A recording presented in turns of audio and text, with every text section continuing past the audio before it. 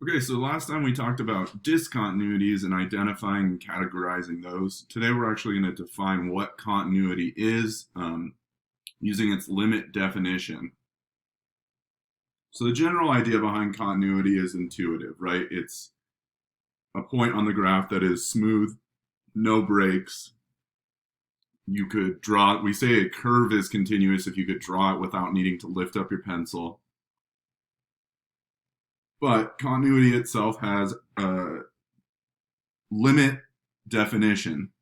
And so we say a function is continuous at a number a if the limit of f of x as x approaches a is equal to f of a. So when we first learned about limits, I really stressed that it doesn't matter what's going on at the limiting value. The limit is concerned with the behavior of the graph as I approach that limiting value. So continuity is now concerned with what's going on at that limiting value.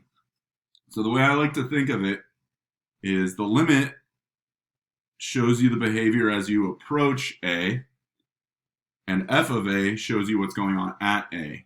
And so a function is continuous at a if what it looks like it's going to do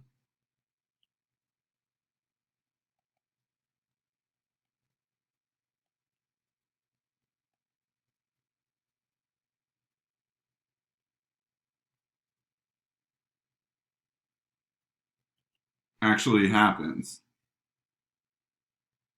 Okay? So this definition actually kind of implicitly implies three things you need to check to make sure a function is continuous. One, that f of a is defined, meaning that a is in the domain of f. There's not just a hole or something like that at a. Two, the limit as x approaches a exists. And so this can actually be broken out into two separate parts. This means that the limit as x approaches a from the left is the same as the limit as x approaches a from the right. So that implication in number two is that the left and the right hand side limits match. And then the third thing is that they're equal. The limit exists, the function exists, we know that. Now we need to just verify that they are the same thing. And if all of those are true, then the function is continuous at that point. Okay, so let's talk about how do we show continuity at a point. So I'm going to show that this function, p of v, is continuous at a equals 1.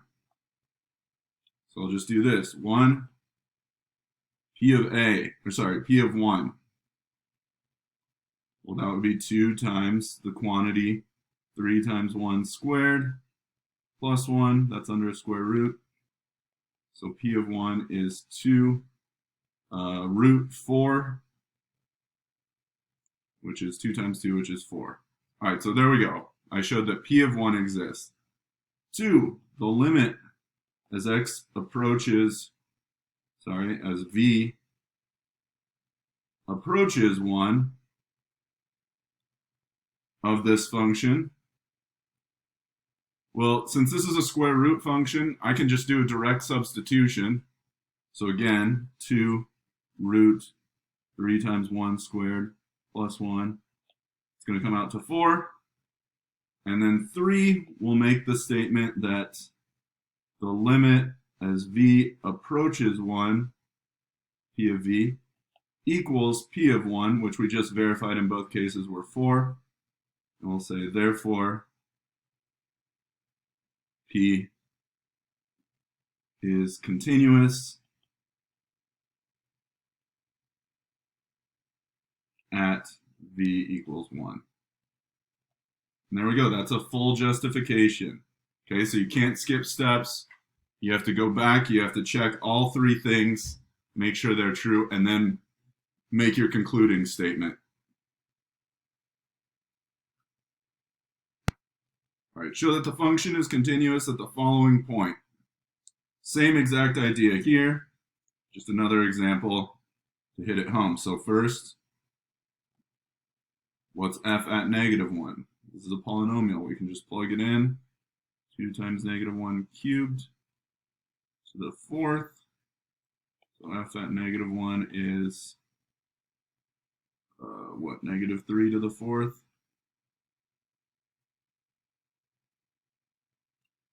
3 to the 4th is,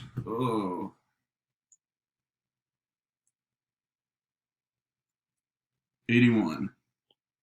So, good. F of -1 exists and is 81. Step 2, what's the limit as x approaches -1 of f of x?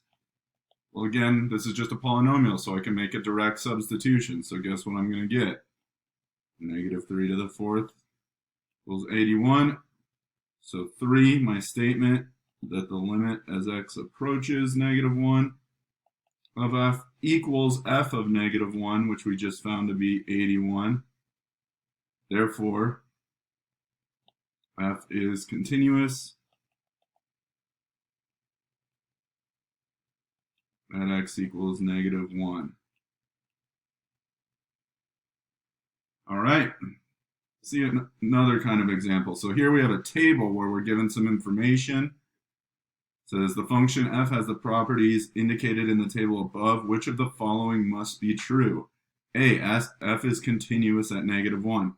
So for that to be true, I need the limit as x approaches -1 to exist and to equal f of -1. So let's see if that's possibly true.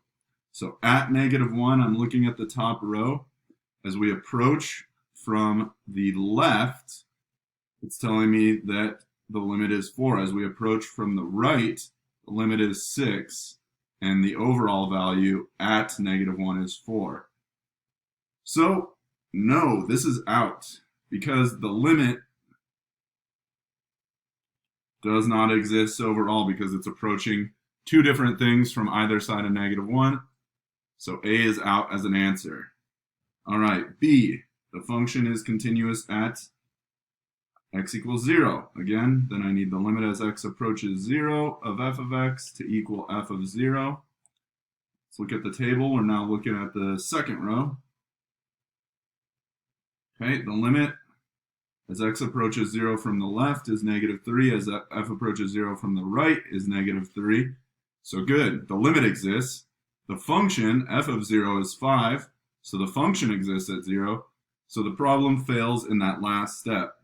They both exist, but they are not equal to each other. So no, that does not satisfy our definition of continuity at a point. And so hopefully your answer is going to be C by process of elimination, but let's just show that this is the case. So we need it to be the limit as x approaches 1. That has to exist. We want it to equal f of 1. So as we approach 1 from the left, our limit is 2. From the right, our limit is 2. F of 1 is 2. Checks out, continuous at x equals 1. Okay, so I got one for you here. Really nasty function. It says, which of the following conditions explains why f is not continuous at x equals 1? Oops, let me move my prompt window. You can use your calculator on this one, come up with an answer, and we'll go over it in class next time.